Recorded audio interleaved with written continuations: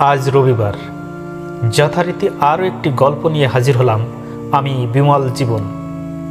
এই চ্যানেলের গল্পগুলো নিরেট বাস্তবতা কিংবা বাস্তবতা মিশ্রিত কাল্পনিক অথবা অতি কাল্পনিক। যাই হোক, গল্পগুলো আপনাদের ভালো লাগবে আশা করি। আর ভালো লাগলে লাইক করে বন্ধুদের কাছে শেয়ার করবেন এবং চ্যানেলটিকে সাবস্ক্রাইব করে বেল আইকনটি প্রেস করে দেবেন। তাহলে গল্পটি চ্যানেলে ছাড়া মাত্র আপনার কাছে নোটিফিকেশন পৌঁছে যাবে। আর হ্যাঁ, গল্পটি শোনার পরে কমেন্ট সেকশনে আপনার অনুভূতি জানাতে ভুলবেন না। আজকের গল্প মানসী। গল্পটি আমারই লেখা। সেদিন ছিল বিজয়া দশমী, বাসন্তী পূজা। পূজা উপলক্ষে মেলা বসেছে। আত্মীয় স্বজন আর গায়ের লোকে মেলা প্রাঙ্গণ একেবারে লোকে লোকারণ্য। অস্থায়ী দোকানগুলোতে ক্রেতা বিক্রেতার দর কষাকষি, একটু দূরে নাগরদোলার ক্যাচর ক্যাচর শব্দ, ছোট ছোট ছেলেমেয়ের হইচই আর যুবক যুবতী কিংবা নবদম্পতির মধুর আলাপনে মেলা প্রাঙ্গণ গমগম করছে। তখন প্রতিমা বিসর্জন হয়ে গেছে। মেয়েরা মায়েরা সিঁদুর খেলায় মেতে উঠেছে। তার মাঝে আকাশে আধখানা চাঁদ একাকিত্বের ফাঁদ পেতে যেন আমাকে ইশারায় ডাকছে কোনো স্বপ্নের দেশে নিয়ে যাবে বলে। সে ডাকে সাড়া দিয়ে নিজেকে কখন সেই জনারণ্য থেকে বিচ্ছিন্ন করে ফেললাম জানি না। বিস্তীর্ণ বিলের ধারে খুব পরিচিত একটা উঁচু ঢিবির উপর গিয়ে বসলাম। মৃদুমন্দ বাতাস আর দিগন্তের কালো ক্যানভাসে ভেসে ওঠা মিটি মিটি আলোয় মৌন জানালায় উকি দিতে থাকে বেশ কিছু স্মৃতি। আমি তাকে বড় ভালোবাসতাম। বাসতাম বলি কেন, এই মধ্য বয়সেও কি তাকে ভুলতে পেরেছি? কি বা সেদিন সে চেয়েছিল আমার কাছে? অনেক দামি কিছু? মানুষের সাথে মানুষের মনের সম্পর্কের দাবি বড়, নাকি সামাজিক সম্পর্কের দাবি বড়? মিথ্যা নৈতিকতার অহংকারে আমি সেদিন তার সেই ছোট্ট দাবিটুকু পূরণ করতে পারিনি। সেই আক্ষেপ আজও আমাকে কুড়ে কুড়ে খায়, নিজেকে নিজে ধিক্কার দিই। সবাই তাকে কালো বলতো। বন্ধুরা বলতো, তুই ওই কালো মেয়ের মধ্যে কি এমন দেখলি? আমি ওদের কিভাবে বুঝাই কি দেখেছিলাম সেদিন, যেদিন আমি বাইসাইকেলে চেপে কলেজ থেকে ফিরছিলাম আর ওরা ফিরছিল স্কুল থেকে। হঠাৎ বৃষ্টিতে আটকা পড়েছিলাম রাস্তার ধারে এক নির্জন বাড়ির বারান্দায়। ওরা দুই বান্ধবী আগেই সেখানে উঠেছিল। আমি উপায়ান্তর না দেখে বাইসাইকেল থামিয়ে সেখানেই উঠে পড়লাম। একজন ফর্সা, কিন্তু তার মুখমণ্ডলে হঠাৎ ভালো লাগার কোনো কারণ খুঁজে পাইনি, যেমনটি পেয়েছিলাম অন্য মেয়েটির মুখশ্রীতে। তার গায়ের রঙের সাথে মিল রেখে তার নাম রাখা যেতে পারে শ্যামলী কিংবা কৃষ্ণকলি। কিন্তু তার আনত দুটি চোখ, মায়াভরা চাহনি, ঘন কালো সরু ভ্রুযুগল, মোটা দুই গোছায় ঘন কালো চুলের বিনুনি, তৃষ্ণার্ত ওষ্ঠদয় আর তার আটোসাটো গঠনের শৈল্পিক মুখশ্রীতে আমি যেন এক মুহূর্তে নিজেকে হারিয়ে ফেলেছিলাম। আমাকে অমনি হ্যাংলার মতো তাকিয়ে থাকতে দেখে ফর্সা মেয়েটি খিলখিলিয়ে হেসে উঠল। কিন্তু অন্যজন শুধু ঘাড় কাত করে একটুখানি মুচকি হেসে অন্যদিকে তাকালো। আমিও কিছুটা লজ্জিত হয়ে অন্যদিকে মুখ ফিরিয়ে নিলাম। এর বেশি আর সেদিন এগোল না, কেননা আমার স্বভাব ইতিমধ্যে ওভাবে তাকিয়ে থাকার জন্য আমাকে ধিক্কার দিতে লাগলো। কিন্তু মনের মধ্য থেকে ভালো লাগাটাকে দূর করতে পারলাম না। এই অনুভূতির তাগিদ থেকে একদিন ওদের নাম ঠিকানা জেনে ফেললাম। জানলাম ফর্সা মেয়েটির নাম সুলতা আর শ্যামলা মেয়েটির নাম মানসী। পূর্ব পশ্চিমে অনেকটা লম্বা আমাদের গ্রাম। ওদের বাড়ি পশ্চিম পাড়ায় আর আমার বাড়ি পূর্ব পাড়ায়। কলেজে যাওয়া আসার পথে মাঝে মধ্যেই দেখা হতো ওদের সাথে। ফলে সেদিনের পর থেকে ওদের সাথে দেখা হলেই একটুখানি তাকিয়ে থাকা, একটু দৃষ্টি মিলন, একটু মুচকি হাসি চলতে থাকলো। কিন্তু আমার স্বভাব, আমার ব্যক্তিত্ব আর আমাকে শাসালো না। স্বভাবটাই যেন কেমন বদলে গেল আমার। একদিন আমাদের পাড়ায় সুলতাকে দেখলাম। ওর দাদার বিয়ের ঠিক হয়েছে আমাদের পাড়ার মেয়ে শ্রাবণীর সাথে। আমার এক বৌদিকে দিয়ে সুলতাকে ডাকিয়ে আনলাম। একটা কাগজে রবি ঠাকুরের মানসী কবিতাটি লিখে সুলতার কাছে দিলাম মানসীকে দেওয়ার জন্য। সুলতা কোনো আপত্তি করল না, কাগজটি নিয়ে এসে চলে গেল। তারপর অনেক দিন কেটে গেল, মানসীর কাছ থেকে কোনো উত্তর পেলাম না। অনেকদিন ভাবলাম সুলতা মানসীকে দিয়েছে তো, আবার কি লিখব, এইসব 7-5 ভাবছিলাম। এর মধ্যেই একদিন হঠাৎ আমার বাবা স্ট্রোকে মারা গেলেন। 2 ভাই বোনের মধ্যে আমি বড় হওয়ায় সংসারের সমস্ত দায়িত্ব এসে পড়ল আমার উপর। বাধ্য হয়ে আমার পড়াশোনার পাঠ চোকাতে হলো। উচ্চতর ডিগ্রি নেওয়া আমার আর হলো না। বাবার চালের ব্যবসাটা সামলাতে লাগলাম। তবে আবৃত্তির জন্য গ্রামে বা আমার কলেজে, এমনকি আমাদের উপজেলাতেও আমার একটা পরিচিতি আছে। একদিন মানসীদের কলেজে রবীন্দ্র নজরুল জয়ন্তী অনুষ্ঠানে আবৃত্তির জন্য আমার ডাক পড়ল। আমি রবি ঠাকুরের কৃষ্ণকলি কবিতাটি আবৃত্তি করলাম। আবৃত্তি শেষে সুলতা আমার হাতে একটা কাগজ গুঁজে দিয়ে চুপি চুপি বলল, মানসী দিয়েছে। আমি সেই মুহূর্তে সেখানে দাঁড়িয়ে সেটা পড়িনি। মনের মধ্যে যে ভালো লাগাটা মরতে বসেছিল সেটা আবার উজ্জীবিত হয়ে উঠল। তীব্র এক অনুভূতি টেনে নিয়ে বাড়ি ফিরলাম। নিরিবিলি বসে কাগজটি খুললাম। দেখলাম সে রবীন্দ্রনাথ ঠাকুরের লজ্জা কবিতাটি লিখে পাঠিয়েছে। প্রেমে পড়লে নাকি ভীতু ছেলেরাও সাহসী হয়ে যায়। আমিও তার ব্যতিক্রম ছিলাম না। মনের মানসী সম্বোধন করে লিখে ফেললাম চিঠি। এবার আর কবির কবিতায় নয়, লিখলাম আমার ভাষায়, আমার মনের কথায়। কিছুদিন পর সেও লিখল, তবে সংক্ষিপ্ত কথা। সেটাকে ঠিক চিঠি বলা যায় না, কেননা সেখানে আপনি, তুমি কিংবা অন্য কোনো সম্বোধন ছিল না। তবে পরের চিঠিটা সে আর দ্বিধা করল না। তখন মোবাইল ফোনের প্রচলন ছিল না। অন্যদিকে গ্রামাঞ্চল বলে যখন তখন তার সাথে সাক্ষাতের সুযোগও ছিল না।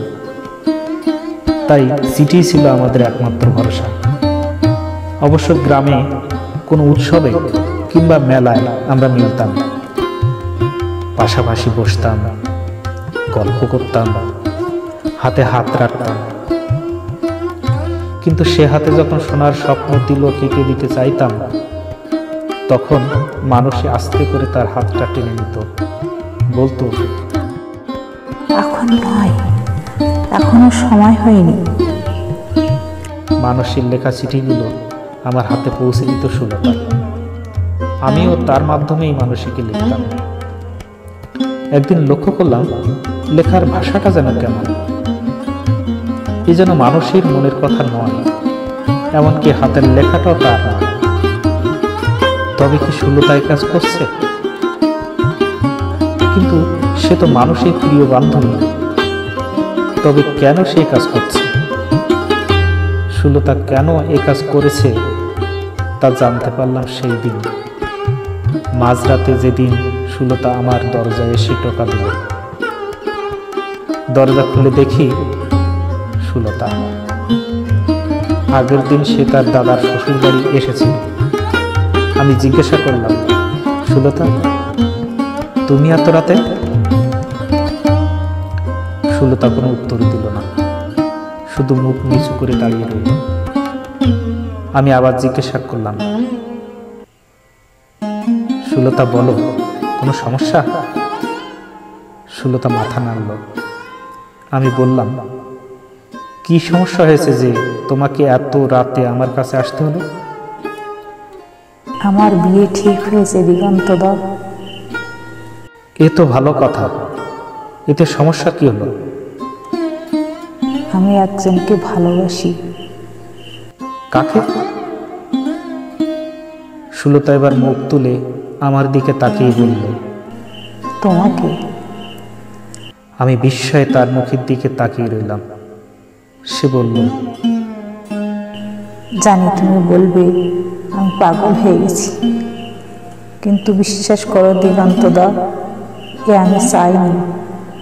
আমি তো জানি তুমি মানুষকে ভালোবাসো, মানুষও তোমাকে ভালোবাসে, কিন্তু কখন কোন সময় থেকে যে তোমাকে ভালোবাসতে শুরু করেছি আমি নিজেও জানি না।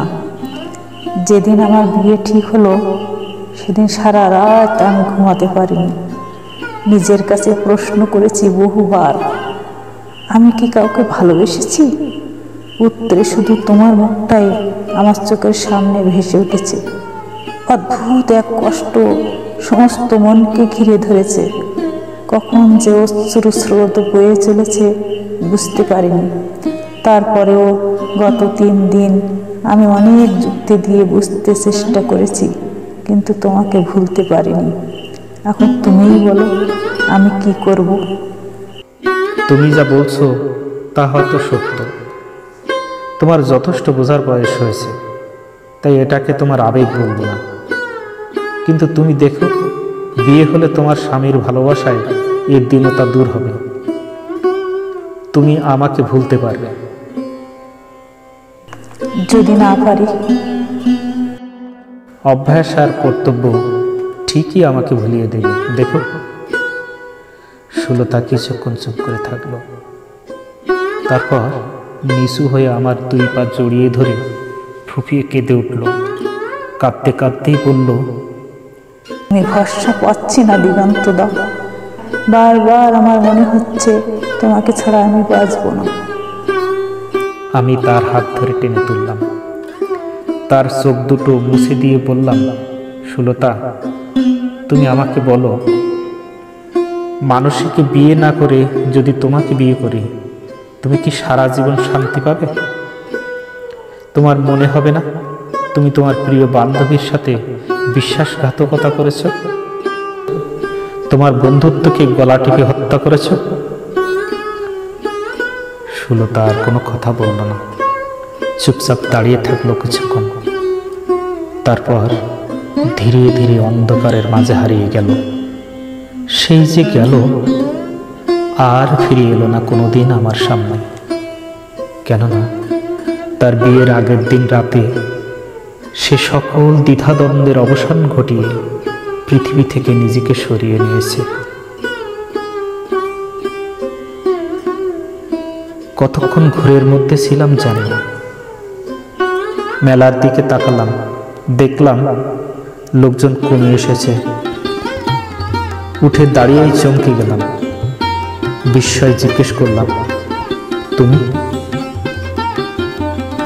জানতাম এই দিনে তুমি এখানেই থাকবে। তা দেখার আর কি তোমার কোনো প্রয়োজন আছে? প্রয়োজন নেই বলছো? জানি না, তবে তোমার বিয়ের পর অনেক দিন আমি ওই অসীম নীলিমার পানে তাকিয়ে শুধু একটা প্রশ্নের উত্তর খুঁজেছি, আমার কি অপরাধ? অপরাধ তোমার নয় দিগন্তদা, এটা আমাদের নিয়তি। কেন? তুমি ইচ্ছা করলে তোমার বিয়েটা আটকাতে পারতে না? তা হয়তো পারতাম, কিন্তু তার মানে তো এই নয় যে তোমাকে পেতাম শতভাগ নিশ্চয়তায়। কেন? আমার ভালোবাসায় তোমার বিশ্বাস ছিল না? বিশ্বাস কেন থাকবে না দিগন্তদা? আমার বড় স্বপ্ন ছিল দেহ মনে তোমাকে পাবো একান্ত নিবিড় করে, কিন্তু হতভাগী সুলতা চিরতরে দূরে গিয়ে রয়ে গেল তোমার মনের মাঝে। বলো, আমি মিথ্যে বললাম? আমি কি উত্তর দেব বুঝতে পারলাম না। সত্যি তো, সেই রাতে ওইভাবে সুলতার অসহায় আত্মসমর্পণ আমার মনে একটা স্থায়ী দাগ কেটে গিয়েছিল। হতে পারে সেটা করুণা কিংবা সহানুভূতি, কিন্তু সেও তো ভালোবাসার ভিন্ন নাম। আমাকে চুপ থাকতে দেখে মানুষই বলল, ভাবছো কিভাবে আমি জানলাম? সুলতা যেদিন চলে গেল, তারপর দিন তুমি যখন আমার কাছে তার করুণ অসহায়ত্বের কথা বর্ণনা করেছিলে, তখন তোমার চোখের কোণে জল দেখেছিলাম। কিন্তু মানুষই ভালোবাসাকে পারত না সেটাকে পাশ কাটিয়ে বাস্তবতার ছোঁয়ায় রাঙিয়ে দিগন্তে সমর্পণ করতে? না, পারত না। তবে থাক, সে আমার কাছে অর্ধেক মানবী আর অর্ধেক কল্পনা হয়ে। কিন্তু তোমার সেই কল্পনা যে আজ শরমখানি ত্যাগ করে তোমার কাছে কিছু চাইতে এসেছে। বলো কি চাও? আমাকে তোমার বুকে একটুখানি জড়িয়ে ধরবে দিগন্তদা? কিছুক্ষণ আমি স্তব্ধ হয়ে রইলাম, তারপর ধীরে ধীরে বললাম, দেখো, তুমি এখন অন্যের স্ত্রী, তোমার স্বামী তোমাকে ভালোবাসেন। আমি শুধু তার প্রয়োজন, ভালোবাসেন তিনি মত আর জুয়া। কিছুটা থতমত খেলাম। শুনেছিলাম মানুষের স্বামী তাকে খুব ভালোবাসে, কিন্তু এ কি শুনলাম! মুহূর্তে মনের মধ্যে কোথায় যেন একটা শূন্যতা সৃষ্টি হলো।